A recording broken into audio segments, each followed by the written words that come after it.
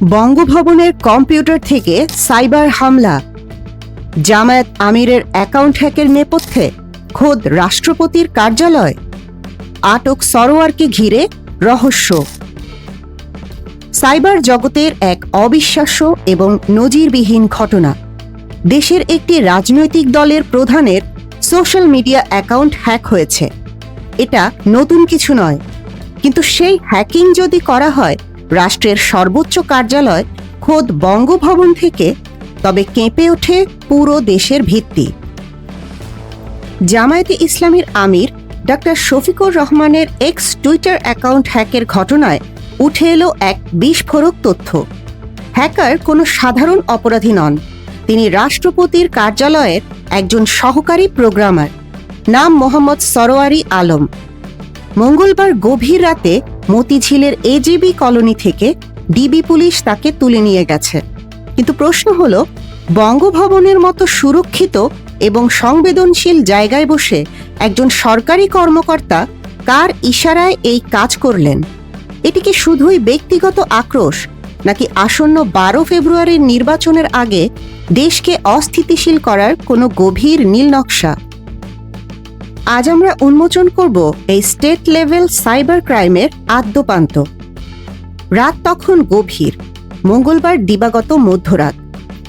রাজধানীর মতিঝিল এজিবি কলোনির একটি ফ্ল্যাটে হঠাৎ হানা দেয় ঢাকা মহানগর গোয়েন্দা police DB. Target Mohammad Sarowari Alam. পেশায় তিনি বঙ্গভবনের জনবল বিভাগের সহকারী প্রোগ্রামার। ডিবি প্রধান ও অতিরিক্ত পুলিশ কমিশনার শফিকুল ইসলাম নিশ্চিত করেছেন, জামায়াত আমিরের অ্যাকাউন্ট হ্যাকের ঘটনায় সুনির্দিষ্ট তথ্যের ভিত্তিতেই এই অভিযান। সরোয়ারকে আটকের পর তাকে মিন্টো রোডের ডিবি কার্যালয়ে নেওয়া হয়েছে। সেখানে চলছে ম্যারাথন জিজ্ঞাসাবাদ। পুলিশের একটি সূত্র বলছে, সরোয়ারের ডিভাইস থেকে হ্যাকিংয়ের ডিজিটাল ফুটপ্রিন্ট বা প্রমাণ মিলেছে। একজন সরকারি কর্মকর্তা, যিনি রাষ্ট্রের সর্বোচ্চ ব্যক্তির কার্যালয়ে কাজ করেন, তিনি কেন একটি রাজনৈতিক দলের প্রধানের চরিত্র হনন করতে চাইলেন? জিজ্ঞাসাবাদে তিনি কার নাম বলছেন? নেপথ্যের গডফাদার কে? ঘটনার সূত্রপাত গত 31 জানুয়ারি বিকেল 4টা। ডক্টর শফিকুর রহমানের ভেরিফাইড এক্স অ্যাকাউন্টটি হঠাৎ করে তার আইটি টিমের নিয়ন্ত্রণের বাইরে চলে যায়। হ্যাকাররা নিয়ন্ত্রণ নিয়েই ক্ষান্ত হয়নি। তারা একটি অত্যন্ত কুরুচিপূর্ণ এবং আপত্তিকর পোস্ট করে, যা মুহূর্তের মধ্যে ভাইরাল হয়ে যায়। জামায়াতের কেন্দ্রীয় আইটি টিম তখন সাইবার যুদ্ধের ময়দানে।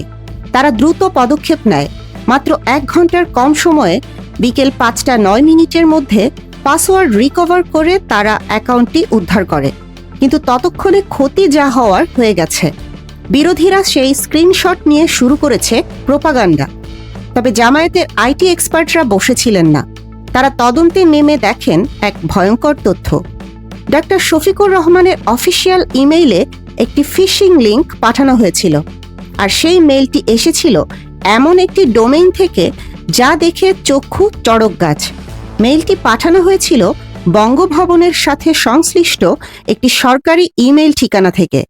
রাষ্ট্রের ইমেইল ব্যবহার করে হ্যাকিং, এ যেন রক্ষকই ভক্ষক। ডিজিটাল প্রমাণ হাতে পাওয়ার পর আর দেরি করেনি জামায়াত।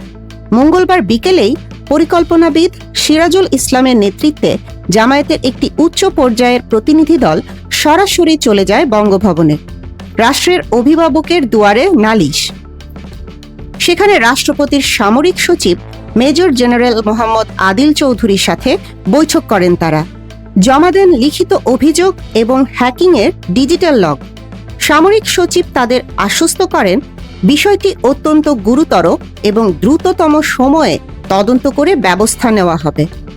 বিশ্লেষকরা বলছেন, জামায়াতের এই তড়িৎ পদক্ষেপ এবং সরাসরি বঙ্গভবনে অভিযোগ দায়ের করাই অপরাধীকে ধরতে পুলিশকে বাধ্য করেছে।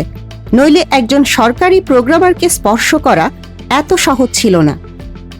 অভিযুক্ত শনাক্ত এবং আটক হওয়ার পর স্বস্তি প্রকাশ করেছেন ভুক্তভোগী ডক্টর শফিকুর রহমান।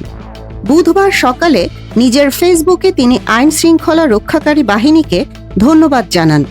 তিনি লেখেন, সাইবার অপরাধ নিয়ন্ত্রণ এবং আসন্ন নির্বাচনকে সুষ্ঠু করার জন্য এ ধরনের আইনি পদক্ষেপের কোনো বিকল্প নেই।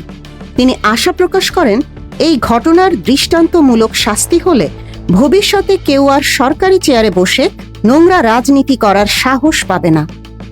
সরোয়ারি আলম আটক হয়েছেন ঠিকই, কিন্তু প্রশ্ন থেকে যাচ্ছে, তিনি কি একাই এই কাজ করেছেন, নাকি বঙ্গভবনের ভেতরে বা বাইরে ঘাপটি বেড়ে থাকা কোনো ডিপ স্টেট বা ষড়যন্ত্রকারী চক্র তাকে ব্যবহার করেছে? নির্বাচনের ঠিক এক সপ্তাহ আগে এমন ঘটনা প্রমাণ করে সাইবার স্পেস এখন রাজনীতির নতুন রণক্ষেত্র। বঙ্গভবনের পবিত্রতা নষ্ট করার এই ষড়যন্ত্রের শেকড় কত গভীরে তা দেখার অপেক্ষায় জাতি। চোখ রাখুন আমাদের পর্দায়। রিমান্ডে সরোয়ার কি তথ্য দেন তা আমরাই জানাবো সবার আগে।